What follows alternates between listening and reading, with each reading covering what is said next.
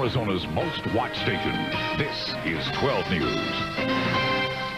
I said, "Excuse me, Mr. President, I just kind of rambled and I was like, would you be so kind to wear this unity bracelet?" And he's like, "Put it on." Ashley Florine and 3 classmates presented President Bush with a unity bracelet yesterday morning. It was one of 650 they passed out to local students and dignitaries during a 4-day trip. We had firefighters walking around with these unity bracelets on their helmets. During their trip, the students met with New York Mayor Rudy Giuliani and New York Senator Hillary Clinton, presenting them with bracelets of their own. Mrs. Clinton was impressed. She said she thought it was a great idea. She signed our hard hats too. Yes, and in addition to that, she had her assistant give our advisor her card because she would like to help if possible. The trip included a visit to Ground Zero.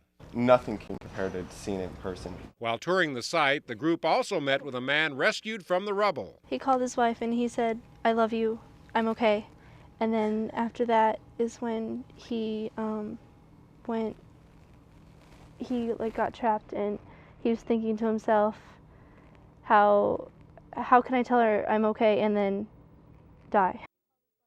In our mailbag today, we got a letter from a couple who missed a cruise because they got bumped from an America West flight. Now, they want America West to pick up the bill for the cruise they missed, but I got bad news for them. It's not going to happen. Here's the bottom line on bumping. Overbooking is legal. If you're bumped involuntarily, here are the rules. If the airline gets you to your destination within 1 hour of your scheduled arrival, they don't owe you anything. If they get you there, but it takes 1 to 2 hours, well, they owe you a maximum of $200. If it takes more than 2 hours or they can't get you there at all, they only owe you up to $400, and you can ask for a ticket refund. That's it. So how do you make it there in time for your cruise? Well, here's some suggestions. If you book your flight through the cruise company, you're protected. You can buy travel cancellation insurance. In this case, it would have cost a couple $120. It would have picked up the cost. And finally, try to make sure you have an assigned seat before you get to the airport. Then it's your decision if you want to get off the plane. I'm Call 12 for Action's Rick Debruhl. Did you know that each year we buy $400 million worth of cookbooks in this country? But listen to this. Consumer Reports has discovered that a lot of those books, even some from the biggest names, make mistakes. Holly Gross loves trying new recipes, but she's run into some problems when she tries going by the book. You have a lot of people over for dinner and the roast isn't done and you keep checking it and, more cocktails and people start getting really hungry. Which is why Consumer Reports recently asked New York's Institute of Culinary Education to take a look at 8 top-selling cookbooks. One from the award-winning French Laundry cookbook calls for cabbage to stay in the oven for 2 hours, but our experts say that would simply give you burnt mush. A silver palette recipe overcooked spaghetti. A primetime Emerald recipe produced a soggy dressing.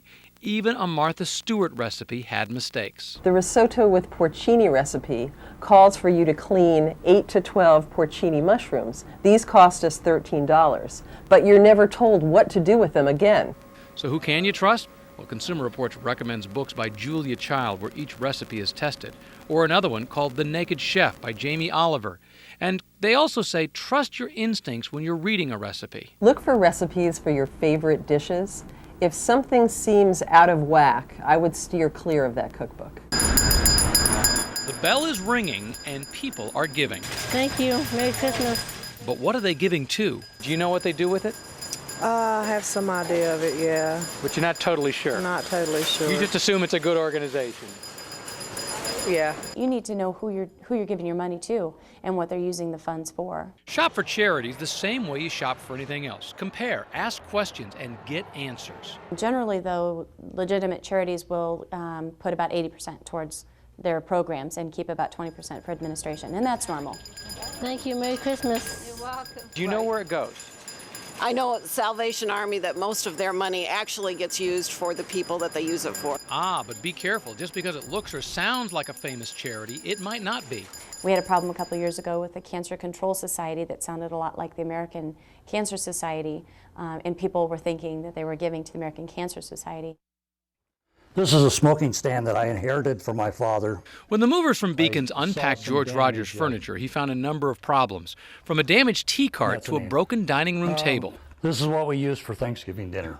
But George says the company's offer to settle was simply too low. To repair those items that could be repaired was $2,800. Then there was another $1,000 of things that couldn't be repaired that needed to be replaced. So the company wanted to give you basically half of that. They were looking at 50 cents on the dollar. George had even bought extra insurance for this move, just in case something like this happened. In this situation, George had done just about everything right. He had checked all the furniture as it was coming off the truck, noting all the damage. When Beacon sent him a settlement check, he didn't cash it because that would have meant he would have agreed to their final terms. But after 8 months of battling, he finally called 12 for action. Within a month of the time that you got involved, you got the final check. His final settlement, $3,800, but more importantly, a chance to eat Christmas dinner on a real table. Enjoy the dry climate and the Yeah. Well, a lot of folks are buying books this holiday season, but where can you get the best deal? Online, a big chain? How about a discount store? Well, Consumer Reports checked them out and has the best. To find the best deal, Consumer Reports took 10 random books. We picked a variety of books, including paperbacks, hardcovers, an audio book, even a popular children's book. They compared prices at Barnes & Noble, Borders, and other big bookstore chains. Then they went online, checking prices at places like Amazon.com, BarnesandNoble.com, and BooksAMillion.com. We found the biggest savings on the websites. Prices on the web were 24 to 33% lower than the list price. Even when shipping was included, you usually saved compared to regular stores. But if you want to save even more, consider used books. Just because a book is sold as used doesn't mean it's tattered or dog-eared or torn. Some of them are in excellent condition, like this one. This used copy of John Adams' biography, for example, cost $17.50. The list price is $35. Check out half.com and Amazon.com for used books. Luggage with wheels makes traveling a whole lot easier, but you want a bag that's going to hold up for the long haul. Consumer Reports developed this device to test how well suitcases survive the rough and tumble of travel. The rotating drum gives the kind of punishment a suitcase gets in baggage handling. Even $300 bags showed serious wear and tear. You can see how the zipper is torn completely away from its backing here, and on this one with its hard shell, the entire corner of it's broken out. If you're looking for a big suitcase, this $240 model is pretty good. It's called the Travel Pro Crew 4, model number 7126. It comes loaded with handy features. When you open up this zipper, it makes the bag a lot bigger. If you're looking for a carry-on, make sure it's small enough to be allowed on board. Consumer Reports test them by putting them through a wooden frame. Most made it if they were tightly packed and the side packets weren't overstuffed. The top-rated carry-ons are made by Atlantic and another one from Delsey. They both cost around $170.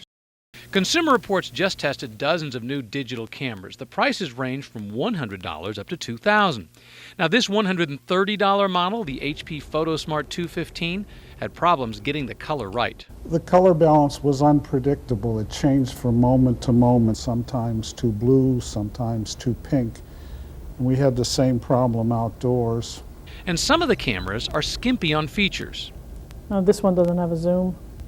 Consumer Reports says you'll get a lot more flexibility with a zoom lens, but make sure it's an optical zoom, not just digital, and make sure it has a viewfinder. Some cameras only have an LCD display, which is harder to compose with, and it runs down the batteries pretty quickly. It's a big decision how many megapixels. The more you get, the better the picture, and the higher the price. 2 megapixels is a good compromise between price and resolution.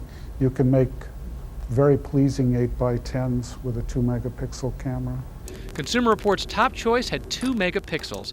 It's the Olympus Comedia C2040. It retails for $500, but it's got an optical zoom and lots of other features. The problems with the fine print in this commercial were typical of the ones Consumer Reports found. It goes by so fast it's hard to read, and even if you put your face next to the screen, the fine print is too small. Someone who's a fast reader can take in 200 to 300 words per minute, but the print in some TV ads can come at you at twice that speed, sometimes even faster. Radio ads do it too, even the U.S. Postal Service. And can save you up to 65% over 2-day services. But then the announcer speeds up. Just in case you missed that, the announcer said average delivery may take 2 to 3 days. We clock that disclaimer at about 270 words per minute. Even people who speak very fast don't exceed 190 words. The FTC made Mazda pay millions of dollars for this ad in 1999. Pennies floated across the screen promoting a 1 penny down payment. But the fine print showed you actually had to pay $900 in upfront fees. Consumer Reports says, in general, auto ads have a bad reputation. The Federal Trade Commission says a lot of automakers and their ad agencies have played fast and loose with their disclosure of leasing and financing charges. Megan is 8 months old. She'll be crawling any day now, and before long, walking. So it's time for Megan's parents to baby-proof. Sandy Jones, the author of Consumer Reports' Guide to Baby Products, says start in the kitchen. First place, the stove. If you've got knobs on the front of the stove, your baby could probably pull those up. I'm going to pull them up and put them in the back to keep the stove safe from a toddler. Hot food is another danger. Avoid the front burner, and if you do, turn the pot handles in. And be careful of food or bottles from the microwave. Microwaves heat very quickly, and these are small containers. There can be hot spots inside that could burn your baby, and it can even cause the bag on disposable bottles to rupture. Instead, heat your baby's bottle or food under hot water. Another area of concern, anywhere cleaning products are kept. Babies don't know the difference between chemicals and between candy. They will eat anything. So lock those cabinet doors, and the dishwasher is another concern. Dishwasher detergent is a very caustic chemical that can cause severe burns in a baby's mouth and throat. So make sure your dishwasher is closed and locked. These people will tell you that nothing could be finer than eating breakfast at a diner. A big hearty meal usually comes with your choice of toast. In Consumer Reports labs, testers just evaluated 15 toasters. They included Procter Silex, Toastmaster, and KitchenAid. Testers sized up how evenly a toaster browns slices of bread. This toast isn't very even. Too dark on one side. Better toasters achieve the same color on both sides, and they're able to make toast any way you like it, light, medium, or dark. To see what happens when toast gets stuck, testers jam the toasters to see how long each one takes to shut off. All but 2 shut off. The ones that didn't were the Oster Perfectionist and the Sunbeam Optimize. In the end, the top-rated toaster was from KitchenAid, model KTT261. Along with making very good toast, it has handy features like touchpad controls and a digital display, but it's pricey. It'll cost you $100. If you want to spend less money, well, how about this one? The controls on the $30 toaster are a bit confusing, but it makes excellent toast. It's the Philips HD 2533. It can make toast that should please everybody at your breakfast table. Now we want to change down to profiles. Angela Jones is learning how to drive. The way I did that was I double-clicked on it. Learning how to drive her new computerized wheelchair. I have multiple sclerosis. Her old wheelchair was causing so much pain, Angela needed a new one. But I have Social Security, but it was like pulling teeth to get it, to get them to do what should have been done in the first place. At that point, Angela was literally a captive in her own home, waiting for someone to approve that new wheelchair.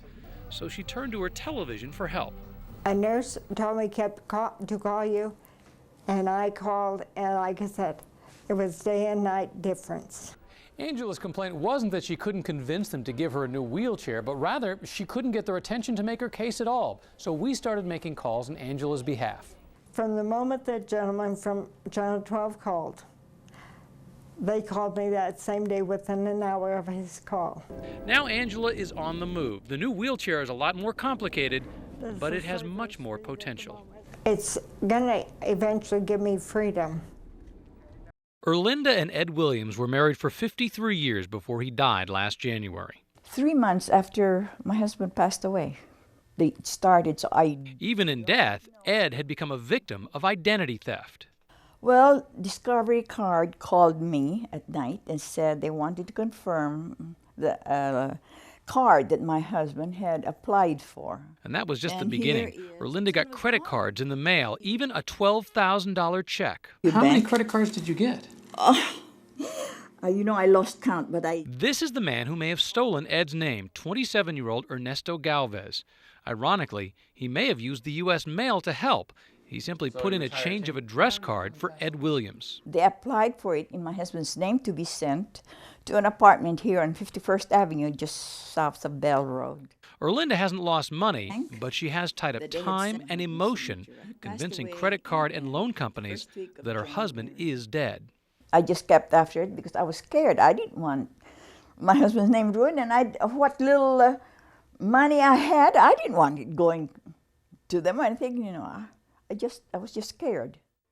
Joetta Halford is making a call for the fun of it. Is this Pat Hines? She's answering a letter that came in the mail promising big bucks. We are trying to reach you regarding your $1 million sweepstake, and I have not signed up for any of this. Now, the letter doesn't look like just another contest. There is no company name on it, and there's just a person's name up here. It turns out it's from the National Magazine Exchange, a company that was sued last year by the AARP for violating consumer laws. And Joetta thinks this letter shows no improvement. I think it's under the table, kind of slimy. And how did they get her name?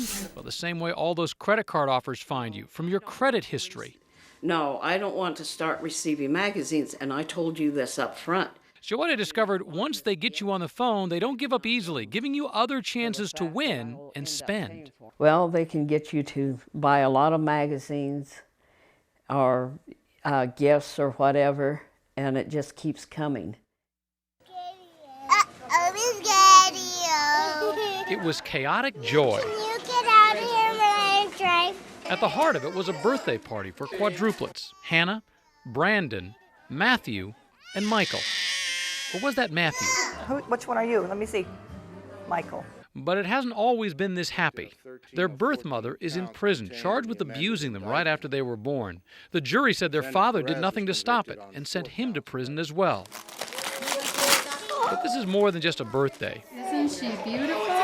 It's an anniversary. Play some music for Mama. 1 year ago, on their third birthday, the kids were legally adopted by 3 loving families. Families that now enjoy chances like this to bring the kids together. You know, they're chaotic, but they're a lot of fun, and we do it as much as we can. Now, there is damage. Brandon is severely disabled from his abuse, although he's doing better than anyone expected. Every little achievement is just a little miracle. You know, from him getting his hearing back, to being able to eat different foods. Hannah and the others are doing much better. She's doing awesome. She's in a special needs preschool, but probably not too much longer because she's doing so well. Only Michael and Matthew, though, live together. They're doing good. They're actually doing good. Matthew's probably a little more than a year behind.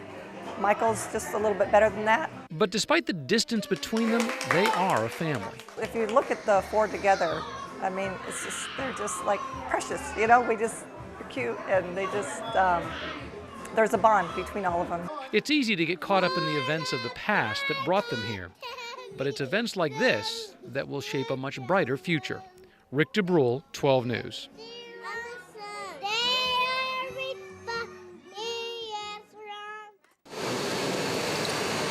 The vacuums Consumer Reports just tested look a lot like robots, but these space-age cleaning machines have something in common with vacuums made half a century ago.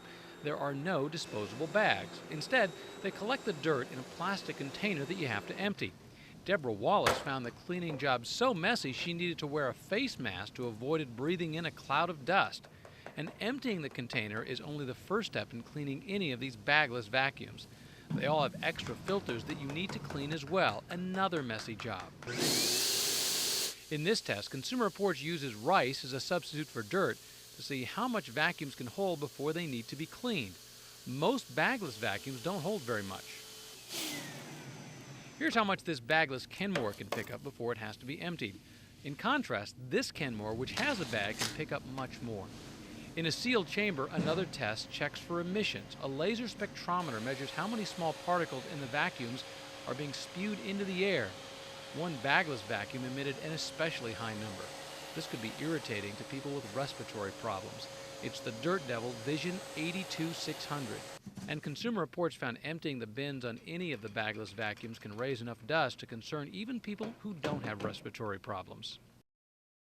AAA says of the 25 million stranded motorists who call for help every year, 1 out of 5 has a dead battery. The car didn't have any juice. I couldn't leave the car. The windows were open.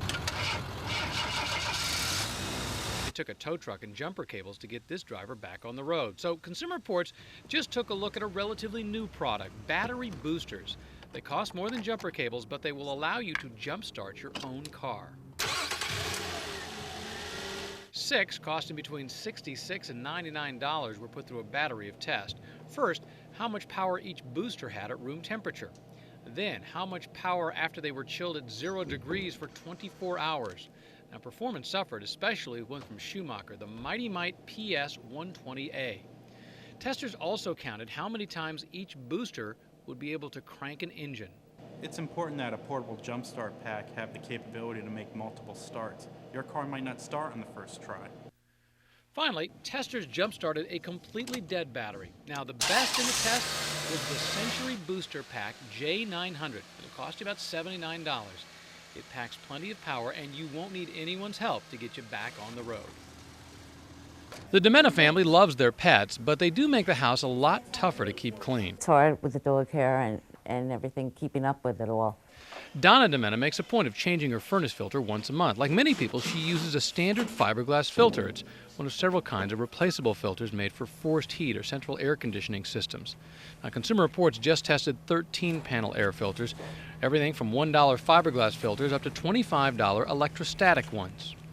Rico de Paz puts the filters in ductwork similar to what's in a house. Now, fine particles, like cigarette smoke and dust, are then pumped into a sealed test chamber. A blower circulates the air from the chamber through the filter. Then, testers measure how quickly the particles are removed. One type of panel filter did far better than the others. You want to look for a pleated electrostatic filter. We found that some of these filters were up to 15 times better than the standard fiberglass panel. The best pleated electrostatic filter was the 3M Filtrate Ultra Allergen Reduction Filter. It'll cost you about $15. It's a quick and easy way to improve your home's air quality, whether you're a pet lover What a good bird. or you don't have any pets at all. In the supermarket, you'll find soy milk taking up more and more space. Sales are way up, but a lot of people still haven't tried it. I really don't know much about it. I know it's made from soy, but that's about it. We drink regular milk, and I figured why fix it if it ain't broken? We both like regular milk. But for people who can't drink regular milk, Consumer Reports says soy milk is a good alternative, as long as it's fortified with calcium and vitamins. And other people may benefit from soy milk too. Some studies show that soy can lower cholesterol levels. And since soy does have some estrogen-like effects, it might also be useful in the treatment of some menopausal symptoms and reducing the risk of osteoporosis. Consumer Reports tested 7 leading brands of vanilla-flavored soy milk. Although they're all called milk, they really don't have any dairy flavor. Instead, it's a beanie flavor, much like raw beans or raw nuts, and it's sweet. The taste testers found some of the brands had stronger bean flavors than others. Some tasted malty, and the worst had non-food flavors. Okay, Elaine, what about you? The smell reminds me of Play-Doh. But other brands tasted quite good. In fact, the best only had a mild bean flavor. The two that tasted the best are Silk Vanilla Soy Milk and Vitasoy Soy Milk Vanilla Delight.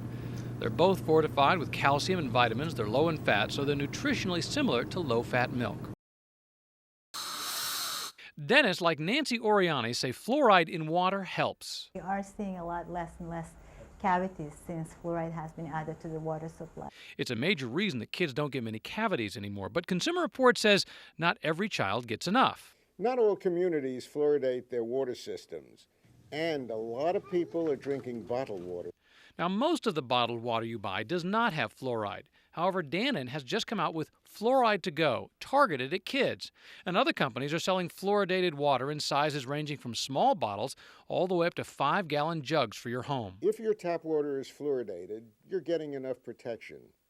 But if it's not, or you're drinking a lot of bottled water, then the American Dental Association says that you should drink fluoridated bottled water.